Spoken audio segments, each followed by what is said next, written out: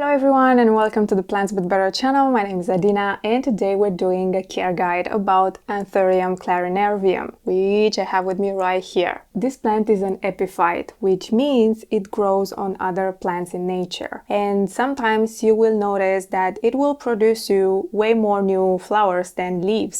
So at least that was the case for me. Right now I got lucky since it's growing season and I have 2 new leaves right here, but I also have a spent flower, almost dead flower. I don't know why I still leave it on, but nobody grows these plants for the flowers. Since this plant is an epiphyte, the roots look a little bit different. They are similar to orchids and they will also have different requirements in soil, but we will talk about that a bit later. For the care meter, I give this plant an 8 out of 10. It is pretty simple once you get to nail its conditions, but until you do, you might stress out about the plant because it's not that fast grower. And maybe you'll think about it as being your fault, but promise it's not. It's not like it's a very difficult plant, it's just a bit more inactive compared to other plants. Let's talk about light. And for me, I gave this plant medium light, sometimes even lower light than this plant deserves. I would say it's pretty adaptable. However, if you can give it bright indirect light, please do so. The better the light, the better the growing. And as you can see, these leaves are pretty small compared to what it might reach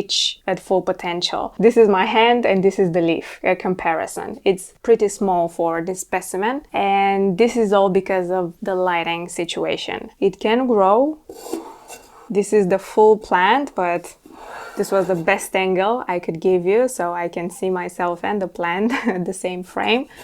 But it's actually a way bigger plant than it shows up on the camera. So as you can see, I have medium leaves. Medium sized, quite small actually. Let's say small to medium leaves. And this plant could get way bigger with the right amount of light. If you cannot provide the right amount of light, you can help it with grow lights. I tried that as well. And as you can see, this plant is alive, is kicking, it has new growth. But remember about the leaf size. The better the light, the better the leaf size. Now what I want to talk about is a sign that your plant is not getting enough light, and this sometimes happens on my plant. When you water the plant, you'll see edema on the back of the leaves, and that means the plant is not able to process all the water that is getting. If this happens, move your plant to a brighter place. This will solve the problem immediately. Other than that, I would say this plant is pretty resilient in the light department. Now let's move on to watering. It's super important to adjust your watering depending on the season, if it's growing season or not, and depending on the potting medium.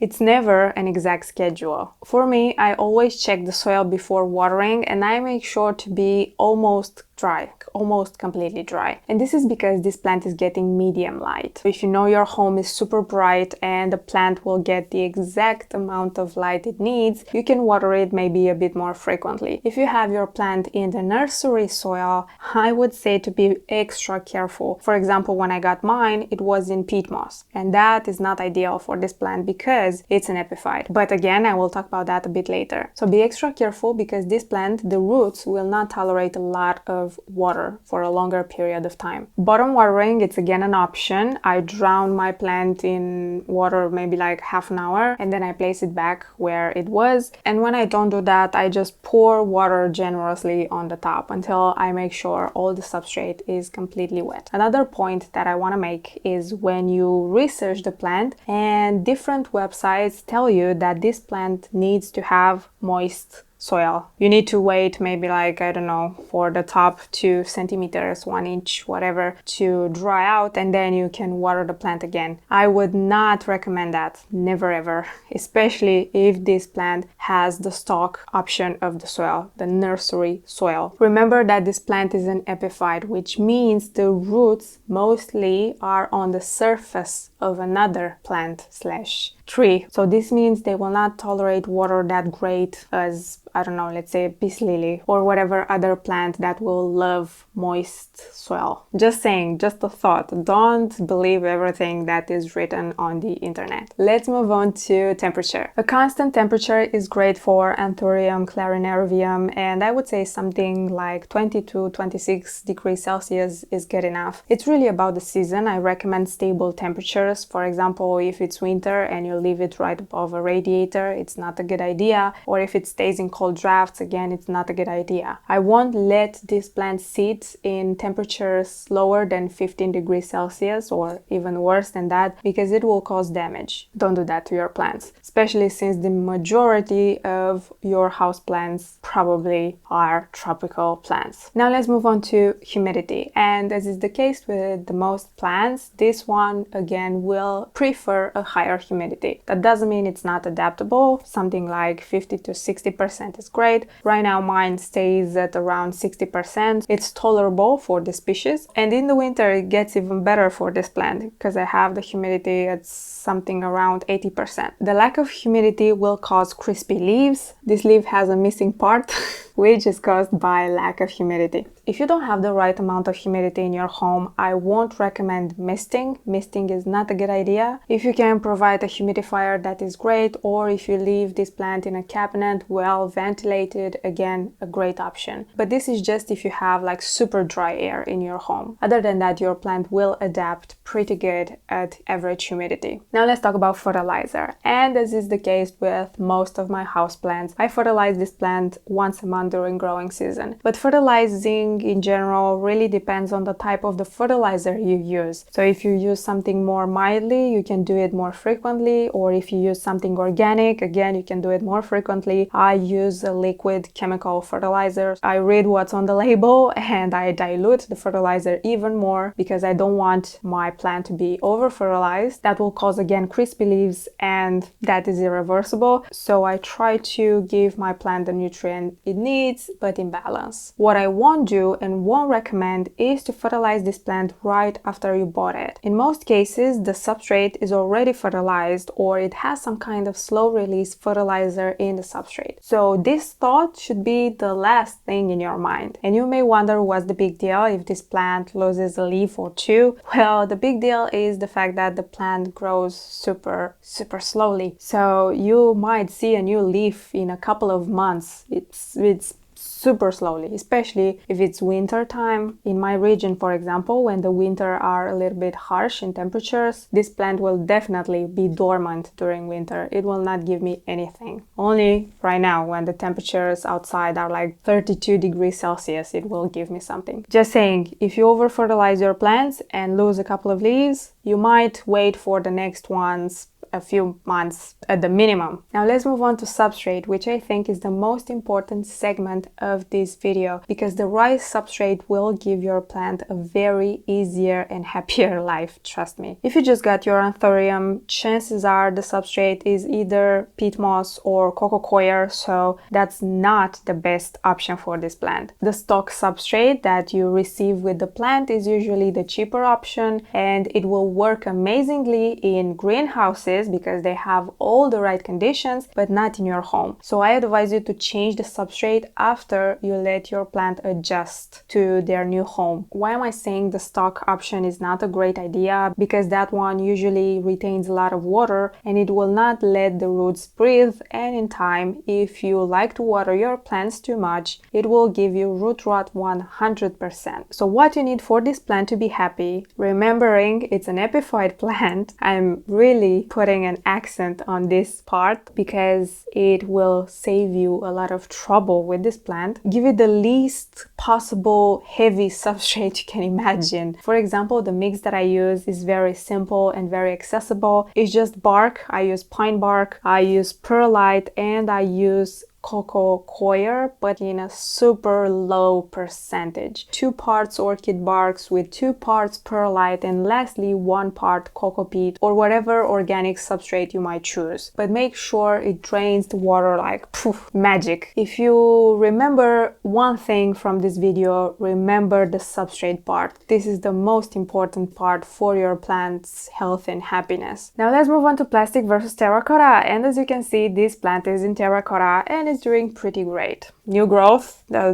best example you might have for a plant. If it's doing great, it has new growth. I chose terracotta for this plant for the exact reason that I chose the lightweight substrate. It will help the water evaporate faster. If you are familiar with my videos, you already know this because I've said it in each and every care video I think I ever got on this channel. That doesn't mean this plant is not a good fit for plastic, let's say, if you like something more lightweight, but it really depends on your light conditions. So if you have less light, I would recommend something like terracotta. But if you have a lot of light and you don't have this constant fear that you have root rot someday, you can grow your Anthurium in plastic as well. I need to show you from time to time in case you forgot that this plant is actually pretty big. It's actually 2 plants in one pot and I just let it be like this. Okay. Let's move on to repotting. I would say repotting for this plant should be done in only 2 cases. When the plant comes in a shitty substrate and you need to use that magical soil mix to help it grow beautifully, or when the plant outgrows its own pot. I think I said it already, but I will say it again just in case. When you have to change the substrate, the shitty substrate, to a great substrate, just wait a couple of weeks. I recommend this if it's in a good conditions. If it doesn't look pretty when you got it, maybe you can check the roots, because the roots will tell you if this plant has problems or not. And in the second case, when the plant outgrows the pot, you will see, well, I cannot show you, but in here I have just a tiny root that is ready to come out. And if it's plastic, it's way easier because you squeeze the pot and you can tell by the squeezing that the roots do not have enough space in there. When you do your repotting, it's best if you can do it in the growing season because this plant is a slow grower. And if you break some roots, it's best to do it when it has the best chances of recovery. So growing season is the best option. I'm not saying it's impossible in other seasons. I'm just recommending something. When you do your repotting and remove a part of the substrate, you will see how similar Anthurium and orchid roots are. And if you have experience with orchids, you will nail the care for this plant. The roots are extremely thick, they are usually very light colored, and if you see otherwise, if you see black roots, that means rot. And that needs to be removed. And don't cut just the black parts, cut a bit of the healthy roots as well, just to make sure the rotting doesn't spread. When you do your repotting, don't choose an extra large pot. It's the same reason as before. You don't want your plant to be in a heavy, wet environment. Choose something that will fit the roots almost perfectly, because you'll see the root system, it's pretty developed and it looks pretty dope. Now let's talk about propagation. And compared to other plants, the propagation for Anthurium could be a bit tricky sometimes. You could propagate your plant by stem cuttings, you can propagate it by root division, or you can propagate it by seeds. You have some options, but they are not the easiest ones. You can cut the stem and try to propagate your plant exactly with the same principle like any other plant. You need some nodes, you will need some inactive growth, but unfortunately you won't see that very well. And the nodes on this plant are super near, one near the other, so it's a bit more tricky to cut. You can do root division, and again you will need to cut a part of the stem when you do that, or you can pollinate the flowers and do propagations by seeds, but that will take a bit more time and you will need to wait a lot for a plant to grow this size, years maybe, in your home conditions. I won't go into details because I could stretch this video for a long time, but if you want to know more about pollination, please let me know in the comments and I'll do a separate video about that. Now let's talk about pests. And Anthurium Clarinervium was some time ago infested with thrips. Actually, it was infested with thrips right when I bought it, which was like 2020? I think it was 3 years ago. I am always advising to check your plants every time you water them because you don't want a massive infestation to spread to your collection. It's extremely tiring to treat all your collection. So when I saw thrips on this plant, hopefully I still have some pictures and I can show it to you. It already had some damage on the leaves, and unfortunately I don't think I have those leaves anymore. Either I cut them or they just died of old age or damage, I don't remember exactly. But as you can see right now it's healthy, so I did manage to get rid of them. I won't recommend substances or different pesticides for your plant because it really depends what's your region and what you can find available. Check the plant. Prevention is the best medicine. Trips are a bit of a pain in the ass. They are very, very annoying. I would say they are my least favorite pests to deal with. So when you see them and they are still small, they didn't get to the mature stage, they are a bit easier to get rid of them. But if they multiply, it's very possible you'll lose the plant altogether, because all that stress to treat it again and again and again, it's very consuming.